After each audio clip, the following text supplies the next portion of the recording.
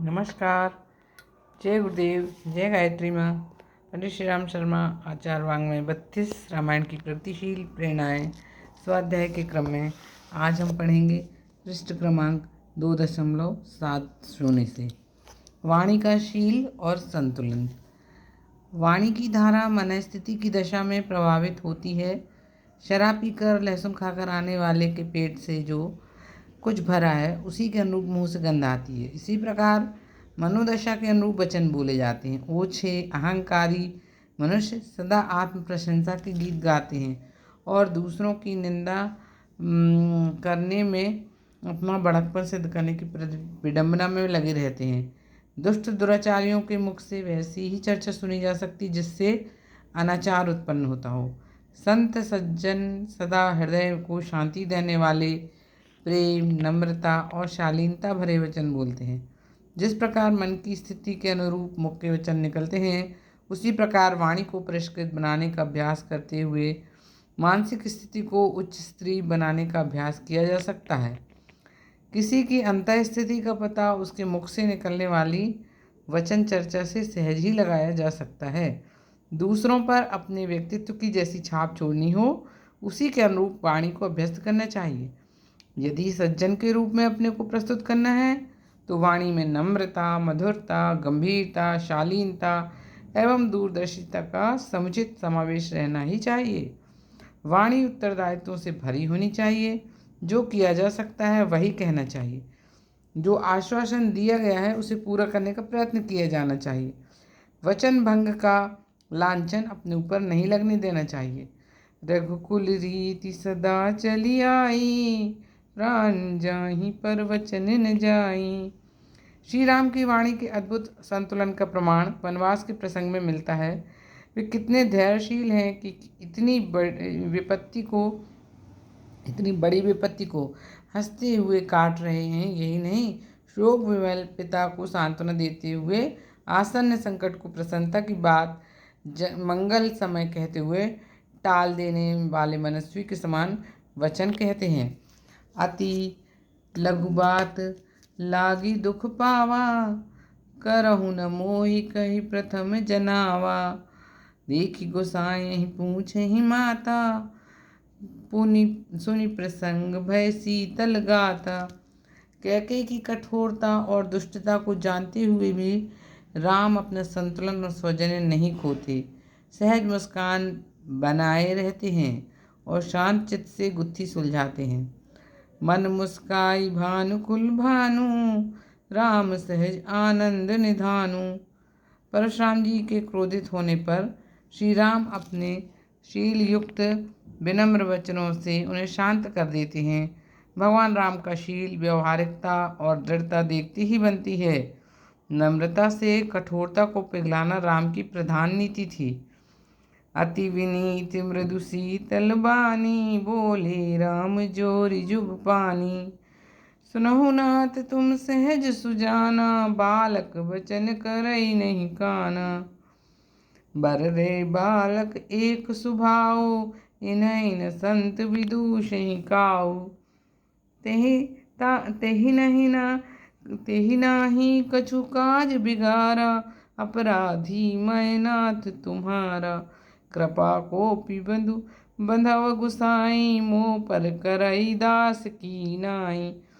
रुखाई की व्यवहार और प्रेम भरी दृष्टि से देखने में कितना अंतर होता है। इसे उस समय देखा गया जब राम की प्यार भरी दृष्टि से बानरों की युद्ध जनित सारी थकान दूर हो गई। भय विगत श्रम बानर सबहीं, राम कृपा करि चितवा जबहीं। वनवास का शोक, उद्वेग भरा कठिन प्रसंग सामने होने पर भी राम अपना धैर्य संतुलन नहीं खोते, उत्तेजित आवेशग्रस्त नहीं होते, वरन मधुरता मृदुलता को स्थिर रखते हुए माता से निवेदन करते हैं।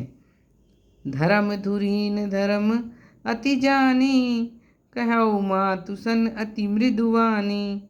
भरत का हठ राम के शील के सामने झुक गया। वे अपने मुंह से राम के सत्य पालन का समर्थन करके वन में रहने के औचित्य को स्वीकार करते हैं। हठ को छोड़कर औचित्य को ही अपनाना चाहिए, उसका समर्थन करना चाहिए। राखा मोर दुलार गोसाई, अपने सील सुभाएं भलाई। नाथ निपट मैं कीन ढिठाई, स्वामी समाज सकोच बिहाई। नीति का विरोध कभी नहीं किया जाना चाहिए। हितकर और कठोर वाणी बोलने वाले और सुनने वाले बहुत कम लोग हैं। मीठा बोलना उचित तो है, पर सत्य और हित मिश्रित बात यदि कठोर लगती हो तो भी उसकी उपयोगिता है। इसके विपरीत मधुरता के लिए चापलूसी करना निरर्थक है। कहीं सचिव सब ठकुर सुहाती, नाथ न पूर आव एहि भांति। प्रिय बानी जे सुनहि जे कहाहीं, ऐसे नर निकाय जग आहीं।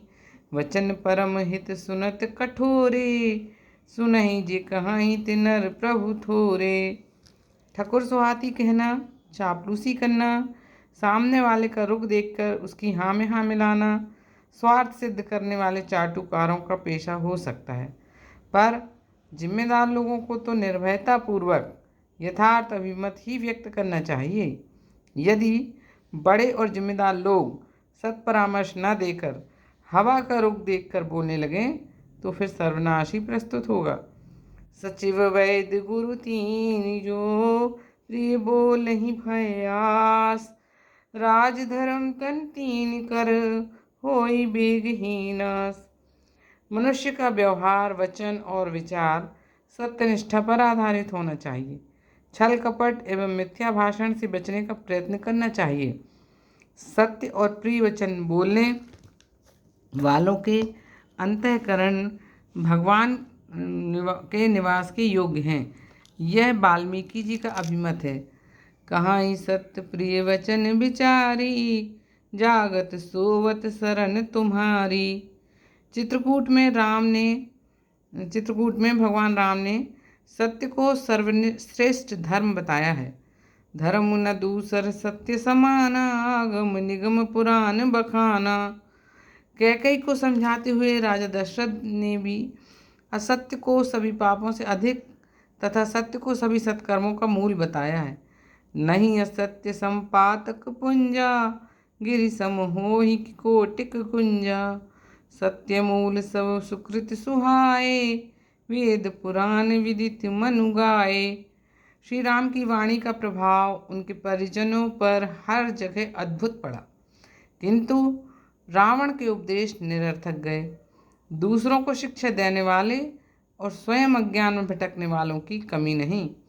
रावण मेघनाद की मृत्यु पर रानियों को तो ब्रह्म ज्ञान सिखाता है, पर स्वयं उसी माया मोह में चोटी तक फंसा हुआ है। ऐसे पर उपदेश कुशल लोगों की संसार में कमी नहीं। तब 10 कंदर विविध विधि, समझाई सब नारी। नश्वर रूप जगत यह, देखो हृदय विचारी। वाणी में मनुष्य के आचरण से ओज आता है। उपदेश करने वाले तो बहुत हैं, पर आदर्श को काम में लाने वाले थोड़े ही लोग होते हैं। इन आचरणकर्ताओं को ही ज्ञान का परिणाम मिलता है और वे ही दूसरों पर अपना प्रभाव डाल सकते हैं।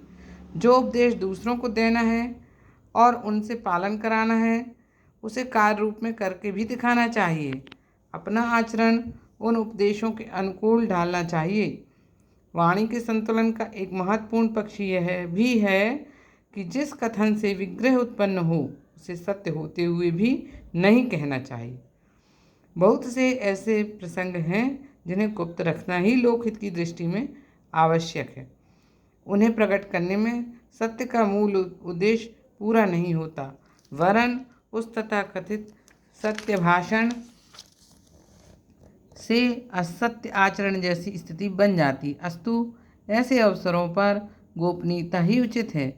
भगवान राम सुमंत्र से लक्ष्मण द्वारा कैकेयी, दशरथ कैकेयी, भरत आदि के लिए कहे गए कटु वचनों को अयोध्या जाकर न कहने का निर्देश देते हैं और उसके लिए कसम तक खिलाते हैं। लखन कहे कछु वचन कठोरा, वरजी राम पुनि मोहि निहोरा। बार बार निज शपथ दिवाई, कह बिन तात लखन लरिकाई।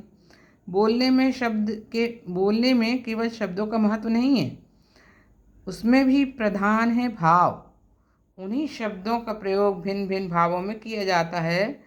स्वयं अभिमान से दूर रहने के लिए अपनी सफलता का श्रेय दूसरों को देना अच्छी बात है।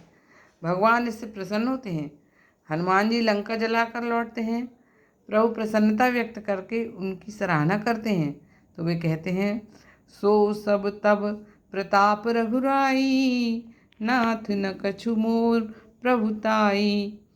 उनकी इस निरअभिमानिता से प्रसन्न होकर उन्हें दुर्लभ भक्ति का वरदान देते हैं। इसी प्रकार अंगद जब रावण की सभा में खलबली मचाकर लौटते हैं तो वे भी अपनी विनम्रता को दिखलाते हैं। रिपु बल धरषि हरषि कपि, बाल तनय बल पुंज, पुलक शरीर नयन जल, गहे राम पद कंज।